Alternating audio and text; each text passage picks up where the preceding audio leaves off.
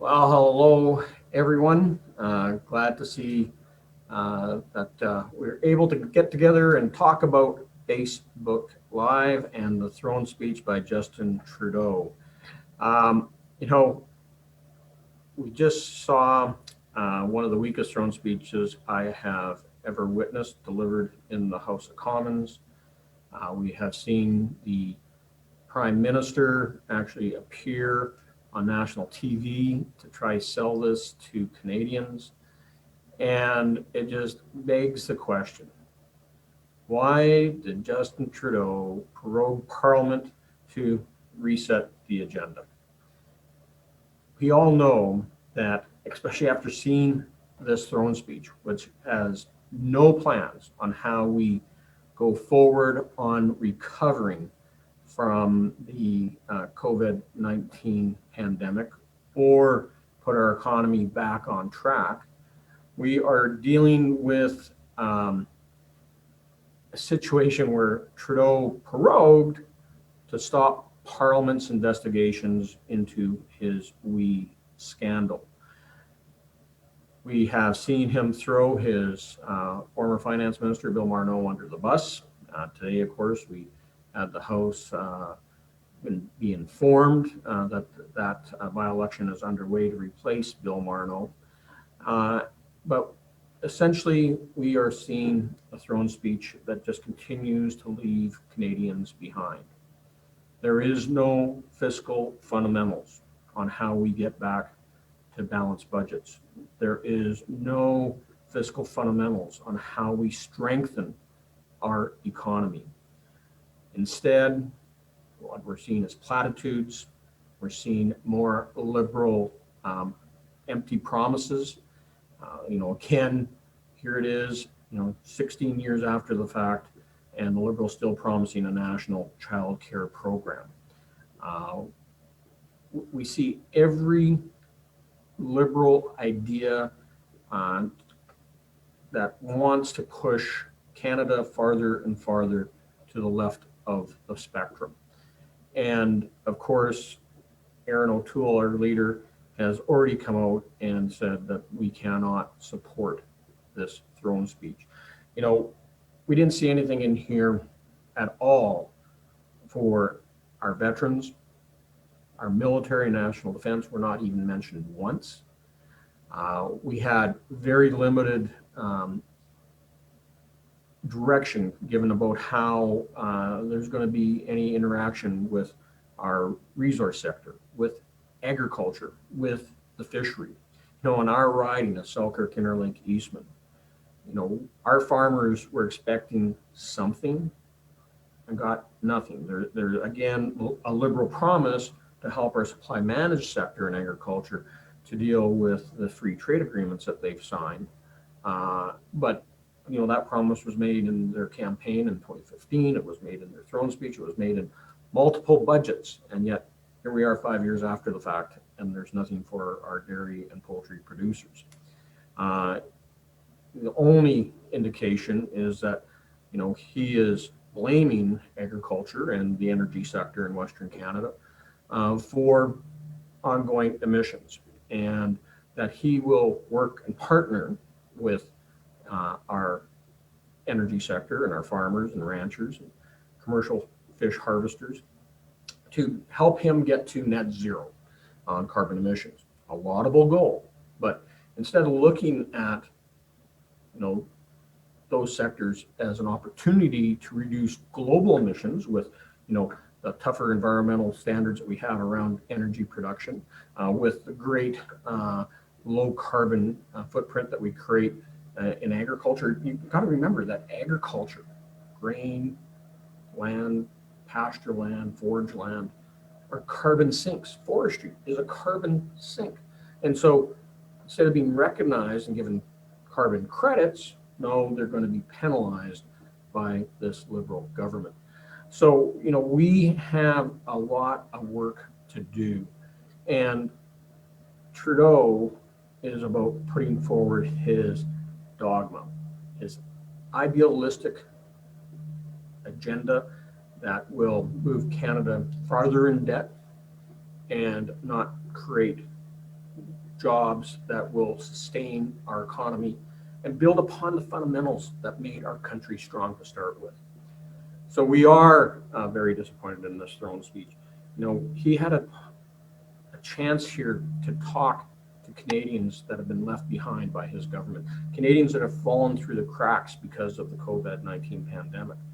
And all we got is, again, a bunch of empty liberal promises, trying to carry on with the mantra that he started in 2015 and has failed to deliver on. Now, we as Conservatives under our new leader, Erin O'Toole, will be coming forward with our plan in the coming days, weeks, and months. And we hope that Justin Trudeau isn't using this throne speech and, of course, his address to the nation to try to trigger an unnecessary and unwanted election. There's no question that Trudeau wants one. He knows that if he can go to the people before anyone starts, seeing that their mortgage deferral comes to an end, and then also have to figure out how they make those payments on their homes and on their businesses, on their farms, they're going to be struggling when that program comes to an end. We know that we're also seeing our small businesses up and down our main streets, our mom and pop stores, our manufacturers in rural Canada and in our urban centers are still struggling and don't know how they're going to ultimately make that next mortgage payment. We know that when Canadians who have been on CERB, which is coming to an end and are going to be transitioned into EI, that when they start paying their taxes next spring, that they will realize that they've actually weren't given a bunch of free money and are going to be pretty upset. And so, when people are trying to get by and trying to get their businesses going and get their employees back to work and be prosperous again, we're still dealing with a government under Justin Trudeau that hasn't clearly laid out a plan on how we're going to get through this pandemic. There's nothing about what type of rapid tests we're going to install to help get through the second and possibly third wave of COVID-19. There's no plan on how he's going to jumpstart this economy. And, he talks about the 4 pillars in throne speech, and I got it right here: strong and a more resilient Canada. And, the Governor General, she took a while to read it, but, you can flip through this document, it's online, and you're not going to see anything here that jumps out to you. The only thing in here that I could agree with, of course, is helping some of those that have fallen through the cracks. And I know that when we start talking about people that have disabilities, that are living on disability pensions, can't get any more cash in hand, and so they are talking about having a new Canadian Disability Benefit Program similar to what we have with GIS. That I could agree with. We don't know what the details of that is, but if it works like a GIS, and which is a great resource to our seniors, it'd be nice to have that same type of benefit to those that live with permanent disability. And talking again, National Farmer Care Program, talking about again getting involved in provincial jurisdiction when it comes to long-term care and criminality around those that provide long-term care.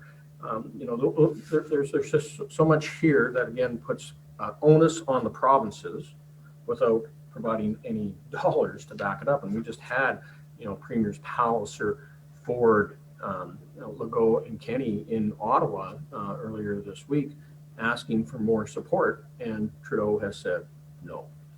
So, ladies and gentlemen, I'm disappointed, to say the least. I think that if you watch Erin O'Toole, and I'll share his video, which he put out earlier this evening, he's talking about how Canadians are optimistic by nature, but as we continue to rack up mountains of national debt, knowing that this big deficit, which some of it is necessary to help Canadians get through and Canadian businesses get through this pandemic. But if there isn't a plan to make sure that everybody gets back to work, that our businesses become successful again, and that ultimately we can get rid of the deficit and get back to balance, somebody's going to be stuck with the bill at the end of the day. Trudeau, in his speech just now to the nation, talks about this is the time to borrow money because interest rates are low. Well, that's what his daddy thought back in the 70s and 80s. And interest rates went sky high. You know, I bought my first chunk of farmland back in mid 80s, and I paid over 21.5% interest on that mortgage for the first 5 years. And that's because of the reckless spending of the government of the day, being the Trudeau Liberals. And trying to get the books back in order was an almost impossible task. And it wasn't until we were on the brink of bankruptcy during the Chrétien Martin era that they drove down transfers to provinces for things like healthcare so that they could balance the books again and get interest rates under control. So yes, interest rates are low right now. The primary lender to the government of Canada right now is the Bank of Canada, which means that all we're doing is printing more money. But the deficit that we've already incurred just since March is equivalent to over $90,000 per Canadian. That's every man, woman, and child across the nation has already borrowed $91,000 each. And it's going to go up. And if this economy doesn't get going again, if we don't find a way to get back to balance, our children and grandchildren will be paying for this mismanagement of this situation, whether it's the way we dealt with the health crisis or the way that we're dealing with the economic crisis because of the naivety of Justin Trudeau. I know that under Erin O'Toole, I know that with our shadow cabinet and with our Conservative caucus, that we're better positioned to deal with it.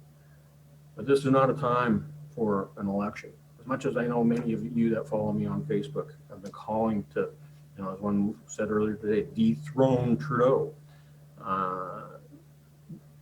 We need to get out there, fix the mess that we're in, and get through the pandemic so that we can run an election after the pandemic.